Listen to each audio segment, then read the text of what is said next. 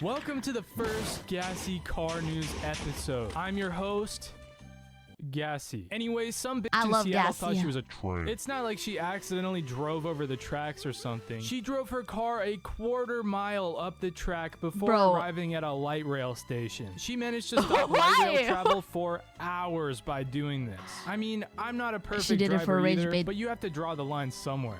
She say, stop, don't go on that. That's a wrong way, that's a wrong way. Still...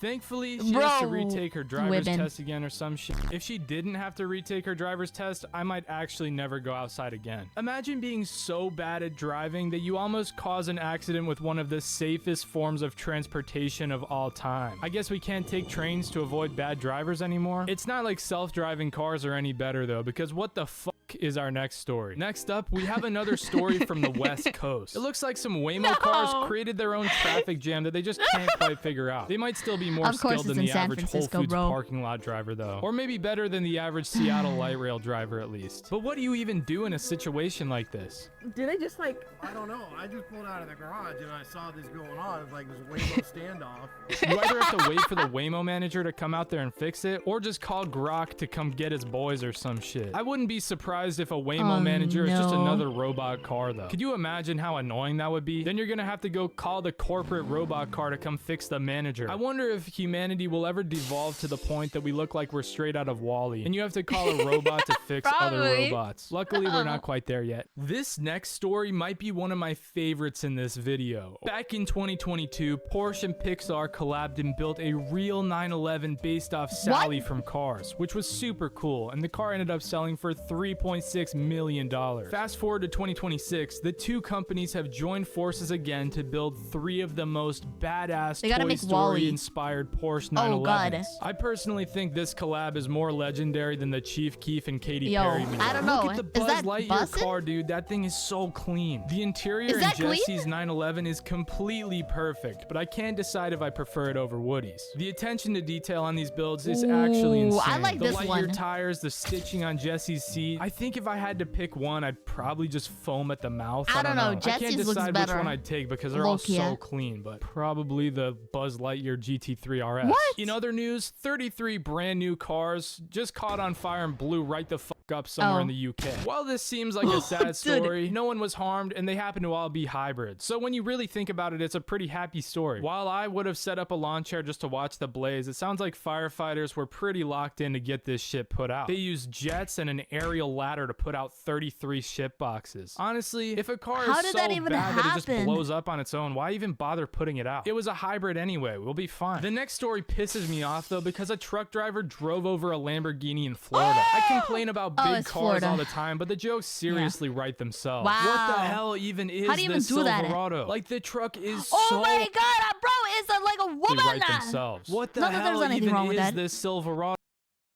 Not that there's anything wrong with that, but like the truck is so high off the ground that the lady just drove right over this Lamborghini and didn't even notice. So increíblemente. No! Increíblemente. Ando en el Lambo. I'd be so mad. Y bro. My Lambo, bro. Oh my god. Oh wow, this is surprising. The truck seems to be hauling absolutely jack shit and was going to the grocery store. No wonder they needed all of that ground clearance and towing capacity. Speaking of towing capacity, you have to see this U-Haul driver. What exactly is going on here? If you think you're hauling a lot of shit in a U-Haul, you're definitely not hauling as much shit as this dude is hauling with a U-Haul. This dude is absolutely ruining LA with this U-Haul. The dude is hauling a tree, 3 U-boxes, and a forklift. He completely crashed into a bunch of parked cars without even realizing it. Crushing this parked car like a soda can.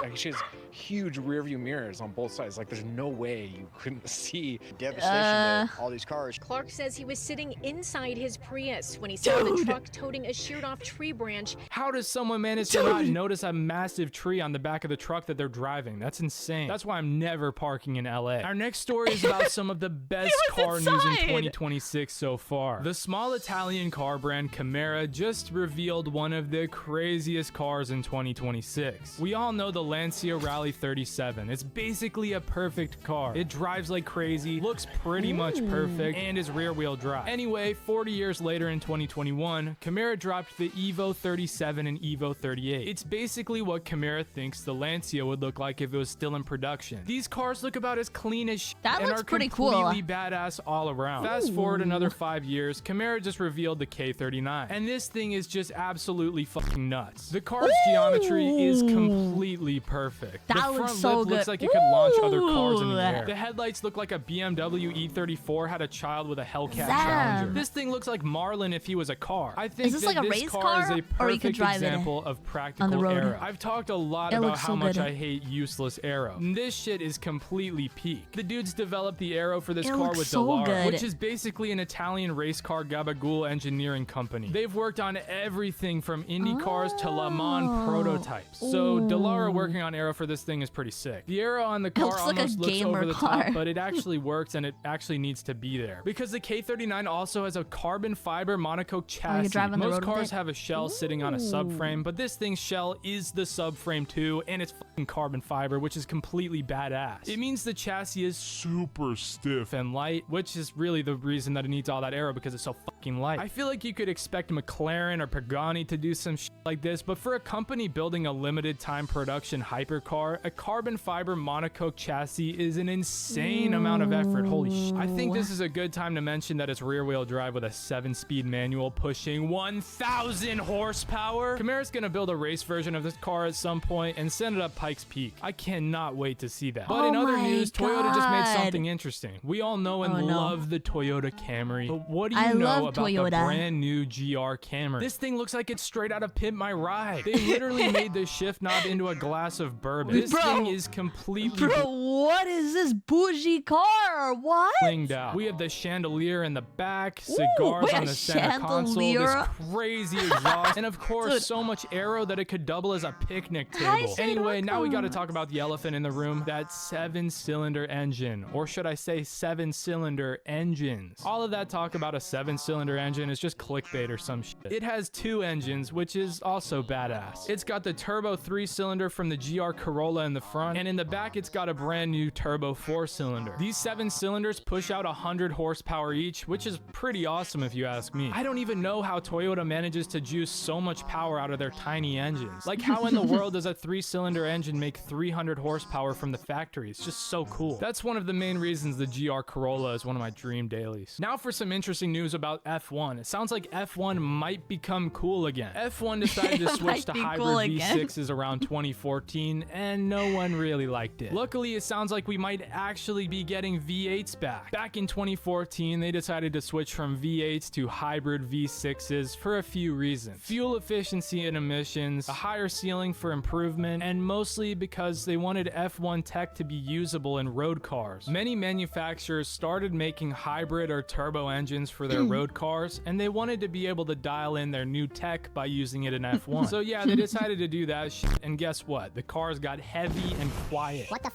Anyway, everyone wants V8s back in F1, and it I want a sounds pink like car, that bro. might be happening for the opposite reason Like a that they were naturally pink removed one, in though. the first place. Car manufacturers no longer rely on F1 to figure out how to build hybrid engines, so they don't really need to be spending all that money on building F1 cars that people don't really like as much. Switching back to V8s would mean that cars would be lighter again, they would sound sick again, used to be and they would loud. cost a lot less to build than hybrids. do The people only like it setback loud? is that a lot of manufacturers stayed in F1 because of the hybrid development, and who knows what would happen if we switch back to V8s. Anyway, it looks like we might get to Oh, switch back to yes? V8s sometime after 2030 if everything goes smoothly. Let me know what you think about that. This just in, it looks like Audi just dropped a toaster concept or something. Looks like this $500,000 machine.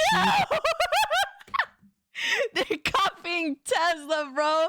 What is this? Oh my god, that's awful. comes with 3 bread slots in the rear. Honestly, it looks pretty badass though. I feel like the Fitment looks a little bit goofy, but nearly every concept car looks a little bit goofy, so I'll cut them some slack. Audi is only going to be making 499 yeah, of these looks cars, like it's partly rendering, to make it actually. exclusive and partly just to piss me off for not producing a round number of cars. While it is a hybrid, That it's looks actually so not that bad. bad because it makes your pants type of power. It makes 987 horsepower and Wait. 789 There's no like door handles or makes- anything. Like it actually looks like it's rendering, bro. Like there's no like handle or whatever.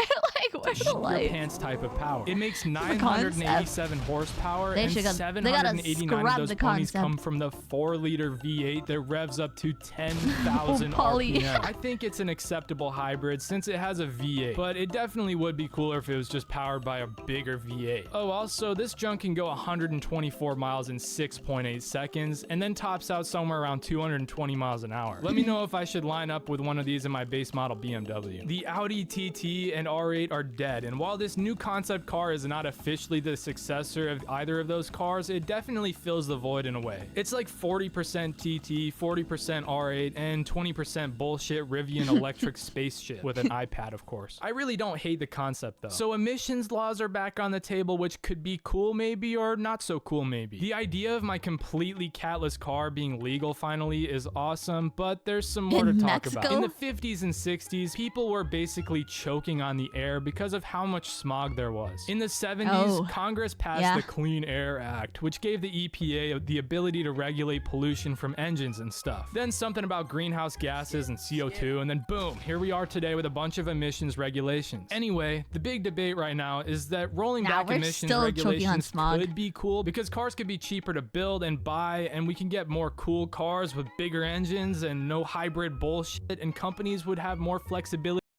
Would you rather have 900 horses or 900 horsepower?